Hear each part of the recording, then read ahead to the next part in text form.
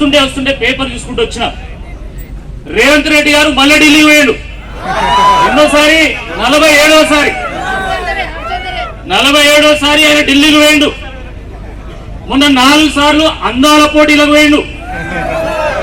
4 గంటల పాటు మొన్న సినిమా అవార్డ్స్ ఫంక్షన్ లో పాల్గొన్నాడు.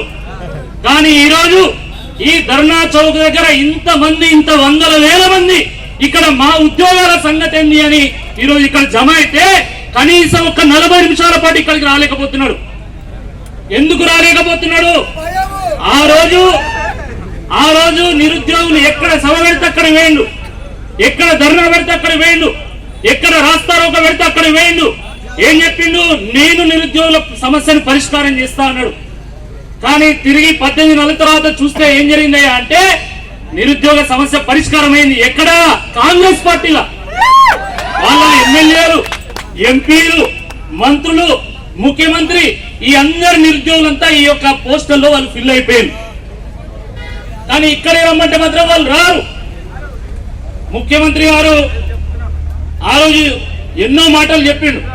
మన తెలంగాణలో పెడతామంటే ఆశపడతాం. మనం 2 లక్షల ఉద్యోగాలు ఇస్తాం, జాబ్ క్యాలెండర్ ఇస్తాము, 046 ను రద్దు చేస్తాము, మెగా డిఎస్సిని వేస్తాము అని చెప్పి ఆ రోజు మాటలు చెప్తే ఈ రాష్ట్రంలో ఉన్నటువంటి యువత అంతా కూడా ఏకమై ఇదే అశోక్ నగర్ నుండి ఆ రోజు బస్సు యాత్ర చేసిండు.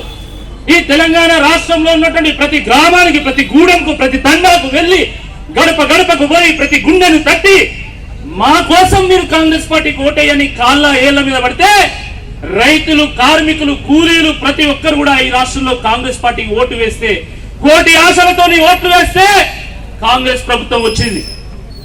అని ఏం జరిగింది? ఉద్యోగాల ముచ్చట అడిగితే నేను 60,000 ఉద్యోగాలు ఇచ్చిన అంటాడు. నువ్వు నీ కేబినెట్ లో ఉన్నటువంటి 6 మంత్రివర్గ పోస్టులనే భర్తీ చేయాలని నువ్వు 60,000 ఉద్యోగాలు ఇస్తావా? కొంచెమన్నా జ్ఞానం ఉండాలి ముఖ్యమంత్రి గారికి. ఆ మధ్యలో నిజామాబాద్ పోయిండు. నిజామాబాద్ ఎన్నికల్లో ఈ అన్న పోటీ చేస్తే ఏం చెప్పిండు?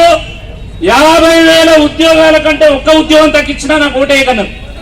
నిజామాబాద్, కరీంనగర్, మెదకు, ఆదిలాబాద్ ప్రజలు అక్కడ ఉన్నటువంటి గ్రాడ్యుయేట్స్, మన గ్రాడ్యుయేట్స్ ఆ చెంప ఈ చెంప వాయిస్తే కాంగ్రెస్ పార్టీ ఓటమి పాలేదు. అయినా మళ్ళా సిగ్గు లేకుండా ఇప్పటికీ మళ్ళీ నేను 60,000 ఉద్యోగాలు ఇచ్చిన అంటాడు. ఎవరు ఇచ్చిన 60,000 ఉద్యోగాలు? ఆ రోజు కేసీఆర్ గారి ప్రభుత్వము నోటిఫికేషన్లు వేస్తే, పరీక్షలు నిర్వహిస్తే, ఫలితాలు ఇస్తే ఆ రోజు కోడ్ వల్ల ఆ ఉద్యోగాలు ఇయ్యలేకపోతే కాంగ్రెస్ ప్రభుత్వం వచ్చి ఉద్యోగాలు ఇచ్చింది.